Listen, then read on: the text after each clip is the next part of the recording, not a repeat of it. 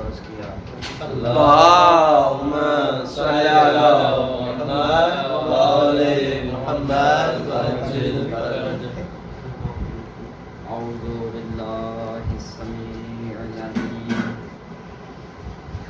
بسم اللہ الرحمن الرحیم الحمد للہ رب العالمین والعاقبۃ للمتقین والجنۃ للمؤمنین والنار للمنافقین والصلاة والسلام علی جد الحسن والحسین ابو القاسم محمد اللہم صلی علی محمد وآل محمد وعجل فرجہ. وآلہ الطیبین الطاہرین المعصومین المظلومین المنتخبین. درود بھیجیے محمد اور اس کی آل پر. اللہم صلی علی محمد وآل محمد وعجل فرجہ. اللہ تبارک و تعالیٰ سے دعا کرتے ہیں کہ میرا یہاں پر پڑھنا اور آپ کا یہاں پر سننا اپنی بارگاہ اقدس میں مقبول فرمائے. اللہ آمین. بانی کا یہ فرش ادا بچھانا اپنی بارگاہ اقدس میں مقبول فرمائے. اللہ آمین. عزیزان محترم و صاحبان محترم، جس آیے کریمہ کی میں نے تلاوت کی ہے یقیناً ترجمہ آپ مجھ سے بہتر ہی جانتے ہیں. تو یہاں پر اس آیے کریمہ میں ایک ایسی چیز کا مطالبہ کیا جا رہا ہے ہم سے.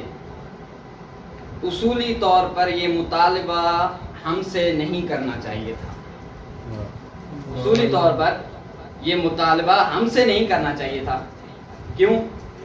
یہاں پر آیے کریمہ میں اللہ تبارک و تعالیٰ کے رسول جو فرما رہے ہیں، جو کفار سے جو انصار سے جو ان کا جو یہ بیان تھا وہ یہ تھا کہ اے حبیب کہہ دیجئے ان سے کہ آپ کو کوئی اور اجر رسالت نہیں چاہیے مگر یہ کہ آپ کی آل سے مودت کریں. قبلہ مودت اور محبت میں فرق ہے. مودت اور محبت میں فرق ہے. محبت کی جہاں پر سیڑھیاں ختم ہوتی ہیں وہاں سے مودت کی سیڑھیاں اسٹارٹ ہوتی ہیں. یا مثال دوں کہ میڈک کی پانی کے ساتھ محبت ہے، جیسے اس کے لیے خشکی تیسے اس کے لیے پانی. لیکن مچھلی کی پانی کے ساتھ محبت ہے کہ اگر مچھلی کو پانی سے جدا کر دیا جائے تو زندہ نہیں رہتی. اگر مچھلی کو پانی سے جدا کر دیا جائے تو مچھلی زندہ نہیں رہتی. یہاں تک کہ مچھلی کو کوئی انسان کھا لے، کھانے کے بعد ہر وقت پانی مانگتا ہے، کہتا ہے بھائی پانی دو پانی دو، تو آگے والا کہتا ہے بھائی مچھلی کھا کے آئے ہو کیا. یعنی مچھلی انسان کے پیٹ میں جانے کے باوجود بھی پانی طلب کر رہی ہے. یہ مودت ہے. تو اللہ کا رسول اب ہم سے یہی چاہتا ہے کہ میری آل سے مودت رکھو، ایسی مودت جس طرح مچھلی پانی کے ساتھ کرتی ہے.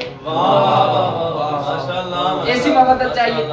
اچھا، میں نے بیان کیا کہ یہ مودت کا مطالبہ ہم سے کیوں کیا جا رہا ہے. میں مثال دے کے سمجھاتا ہوں کہ ہمارے پاکستان میں مجلس کی سیکورٹی کے لیے پولیس کے نوجوان تعینات کیے جاتے ہیں. اب پولیس کے نوجوان جب تعینات ہوتے ہیں، جب مجلس ختم ہو جائے وہ پولیس کے نوجوان آئے متولی کے پاس اور کہیں کہ قبلہ آپ ہمیں اجرت دیں، آپ ہمیں اجرت دیں. تو وہ متولی کہے گا کہ بھائی میں نے آپ کو یہاں پر نہیں کھڑا کیا تھا، آپ کو آپ کی گورنمنٹ نے بھیجا تھا، آپ کو آپ کی حکومت نے بھیجا تھا، لہذا آپ اپنی حکومت سے اجرت کا مطالبہ کر سکتے ہیں. لہذا آپ اپنی حکومت سے اجرت کا مطالبہ کر سکتے ہیں. ہونا تو یہی چاہیے تھا کہ اللہ کی گورنمنٹ کے نمائندے ہیں محمد عربی. اب اللہ کے رسول کو چاہیے تھا کہ اللہ سے ہی اجرت طلب کرتے. اور پھر اجرت طلب کس چیز کی کر رہے ہیں؟ کس چیز کی اجرت طلب کر رہے ہیں؟ قبلہ دیکھیں، میرے اوپر واجب ہے کہ میں کسی کو نماز سکھاؤں. نماز کی اجرت نہیں لے سکتا. کیوں؟ واجب فریضہ ہے، اس لیے میں اجرت نہیں لے سکتا. ہاں البتہ قرآن سکھانے کی اجرت لے سکتا ہوں. تو اللہ کے رسول پر نماز سکھانا واجب تھی، اللہ کے رسول پر روزے کے احکام بتلانا واجب تھے. اللہ کے رسول پر والدین کے حقوق کے احکام بتلانا واجب تھے، تو آخر کس چیز کے لیے ہم سے مطالبہ کیا جا رہا ہے اجرت کا؟ پریشان تو نہیں ہے؟ صلوات پڑھیں محمد وآل محمد کی۔ اللہم صلی علی محمد۔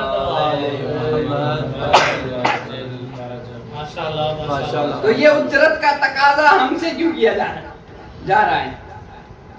تو اس کو سمجھانے کے لیے ایک چھوٹی سی مثال دوں۔ دیکھیں، رسول کا کام ہے جنت کا راستہ دکھانا۔ رسول کا کام ہے جنت کا راستہ دکھانا، جنت میں لے جانا رسول کا کام نہیں ہے۔ مثال دیتا ہوں کہ میں پہنچا آ رہا تھا اگر سلیم صاحب کے گھر، میں اسی تفلانہ مسلم کے سگنل پہ پہنچا اور میں نے کسی سے پوچھا کہ قبلہ اگر سلیم کا گھر کہاں پر ہے، تو وہ مجھے بتایا گیا کہ قبلہ چوتھے کوچے میں داخل ہوئے تو اس کا فلاں بلاک نمبر ہے مثلا۔ ایک یہ مثال، اس مثال کو ذہن میں رکھیے گا۔ دوسری مثال دے رہا ہوں کہ میں اسی سگنل پہ پہنچا، میں نے کسی سے پوچھا کہ آقا سلیم کا گھر کہاں پر ہے، تو پوچھنے والے نے کہا آقا سلیم میرے جاننے والے ہیں، میرے دوست ہیں، لہذا آپ آئیں، میں آپ کو اس کے گھر چھوڑ دیتا ہوں۔ قبلہ ایک مرتبہ مجھے خود آنا پڑا، دوسری مرتبہ مجھے یہاں پر لایا گیا، دونوں مثالوں میں فرق ہے۔ اب اللہ کا رسول کہہ رہا ہے دیکھو جنت کا راستہ دکھانا مجھ رسول پر واجب ہے، لیکن جنت لے جانا واجب نہیں ہے۔ جنت تب لے جاؤں گا جب میری آل سے مودت کرو گے۔ صلوات پڑھیں محمد اس کی آل پر۔ اللہم صلی علی محمد وآل محمد۔ جب میری آل سے مودت کرو گے تو پھر میں جنت میں لے جاؤں گا۔ ماشاءاللہ۔ یہی مودت ہم سے مانگی جا رہی ہے۔